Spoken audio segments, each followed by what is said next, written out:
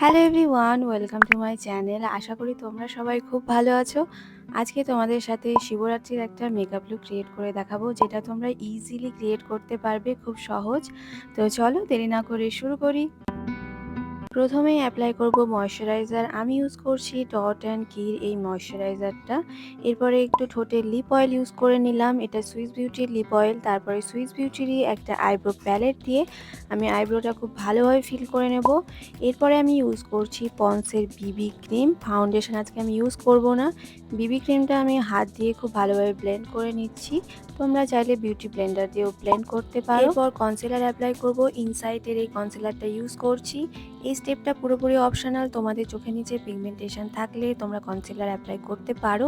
এরপর আমি পন্সের এই লুজ পাউডারটা দিয়ে পুরো ফেসটাকে খুব ভালোভাবে সেট করে নেব। খুব বেশি লুজ পাউডার ইউজ করতে যেও না, কারণ স্কিনটা প্রচণ্ডই ড্রাই হয়ে যাবে। এরপরে ব্লাশ অ্যাপ্লাই করে নিচ্ছি। চিকে, নোজে আর চিনে ব্লাশটা খুব ভালোভাবে অ্যাপ্লাই করে নিলাম। আই শ্যাডোতেও আমি ব্লাশটাই অ্যাপ্লাই করছি। এরপরে কাজল দিয়ে আমি আপার ওয়াটার লাইন আর লোয়ার ওয়াটার লাইনে খুব ভালোভাবে অ্যাপ্লাই করে নেব। এরপরে ইউজ করছি হাইলাইটার, সুইস বিউটির হাইলাইটার। এটা হাই পয়েন্টসে খুব ভালোভাবে হাইলাইট করে নিচ্ছি। চোখের ইনার কর্নার্সগুলো আমি এই হাইলাইটারটা দিয়ে হাইলাইট করে নিচ্ছি। এরপরে অ্যাপ্লাই করব লিপস্টিক। মার্সের এই রেড কালারের লিপস্টিকটা আমি অ্যাপ্লাই করে নিচ্ছি ঠোঁটে। তারপরে হাত দিয়ে একটু হালকাভাবে ব্লেন্ড করে নেব।